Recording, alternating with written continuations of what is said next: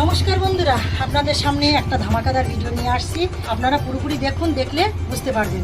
তা গাইস, আমার জ্যোৎস্না ইউটিউব চ্যানেলে আপনাদের সকলকে জানাই স্বাগত। তা গাইস দেখুন, আজকের খোকার বাবা আমার কি কাজে ফেলে দিয়ে চলে গেছে। এই গাছটাই তুলো কিন্তু পাড়া হয়েছে, পেরে কিন্তু আমার ঘাড়ে দায়িত্ব দিয়ে চলে গেছে। এইবার দেখুন গাইস, এইগুলো কিন্তু আমি সরো করে বস্তার ভিতরে পুড়ে রেখে দিয়েছি। এগুলো কিন্তু কাঁচা, দেখতেই তো পাচ্ছেন আপনারা। কিন্তু যেগুলো ফেটে পড়ে গেছে সেগুলো কিন্তু এগুলো কিন্তু আমি আলাদা করে কিন্তু এই পেপারের ভিতরে কিন্তু পুড়ে রেখে দিয়েছি, যেহেতু এগুলো হাওয়া বাতাস হলে পুড়ে চলে যাবে। এগুলো কিন্তু বাবা কত কষ্ট করে যে গাছের গোড়ার থেকে নিয়ে আসলাম, তা আপনাদের সঙ্গে আর বলবো কি বলুন তো। এই বস্তাকে আমি চাগাতে পারি, কত কষ্ট করি, কতটা ভার বাবা, কতটা ভার। এই বস্তাটা কিন্তু আমি চাকিয়ে নিয়ে আসছি। এইগুলো কিন্তু পেরে দিয়ে কিন্তু কাজে চলে গিয়েছে। বাবা কিন্তু ঘুম থেকে উঠেই মানে গাছের তুলোগুলো পেরে দিয়ে চলে গিয়েছে। এইবার এতটা দায়িত্ব কিন্তু সব আমার ঘরের উপরে। খোকা তো করবেই না, হাতই দেবে না, গায়ে লাগলে তুলো খ্যাচ খ্যাচ করবে। তাহলে এইবার বলুন যে এতটা তুলো যে এই পড়ে গিয়েছে, সব কিন্তু ছড়ো করে গুছিয়ে কিন্তু খুঁটে কিন্তু বস্তার ভিতরে পুড়িয়ে রেখে দিতে হবে। দেখতেই পাচ্ছেন এগুলো কিন্তু কাঁচা চট বস্তার ভিতরে কিন্তু রেখে দিয়েছি। যেহেতু গাইস আপনারা তো বুঝতেই পাচ্ছেন যে এই বস্তার ভিতরে এই তুলোগুলো থোয়া মানে এই যে কাঁচা তুলো, এটা কিন্তু না গেমলে কিন্তু এটা ফাটবে না। কি এর ভিতরে যে তুলোগুলো আছে সে তুলোগুলো বার করা যাবে না। দেখুন গাইস, এর ভিতরে কিন্তু তুলোগুলো আছে, দেখুন দেখতেই পাচ্ছেন তো। এই তুলোগুলো কিন্তু এই খোলা ছাড়িয়ে কিন্তু এই তুলোগুলো সব একটা একটা করে কেটে নিয়ে কিন্তু সেগুলো আবার আপনাদের পরবর্তী ভিডিও অবশ্যই নিয়ে আসবো কীভাবে আমি তুলোগুলো ছাড়াচ্ছি, কী করছি না। এখন গাইস একটা গাছের তুলো, এই একটাই গাছের তুলো কিন্তু এতটা তুলো হয়েছে। এখনও কিন্তু রান্নাঘরের ভিতরে কিন্তু হাফ বস্তা তুলো আছে। কিন্তু আমি মুখ বাঁধবার এগুলো আবার এই খুঁটে খুঁটে এগুলো রেখে দিয়েছি এই গামলার ভিতরে। এটাই এই আবার এই বস্তার ভিতরে দিয়ে দেবো। মানে সবই বস্তার ভিতরে রেখে দেবো, কেননা যেহেতু ফাটায় রাখলে কিন্তু এগুলো জমবে না।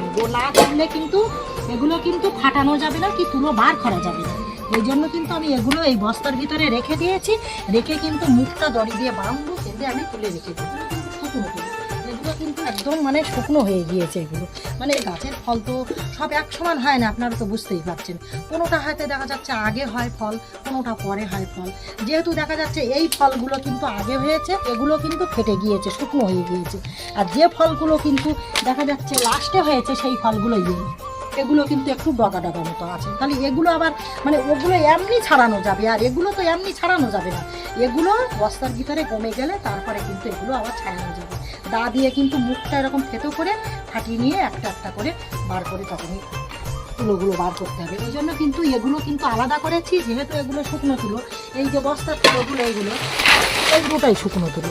এই দেখতেই তো পাচ্ছেন একটা গাছের তুলো কিন্তু এই।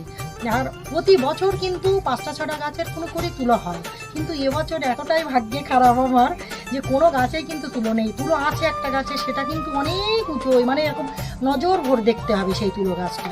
সেই তুলো গাছটায় কিন্তু একদম কিন্তু পারা সম্ভব না। দেখা যাক এখন খোকার বাবা কি করে। যদি লগা টাকা দিয়ে যদি পারতে পারে তাহলে পারবে, আর যদি না পারতে পারে তা থেকে গেল।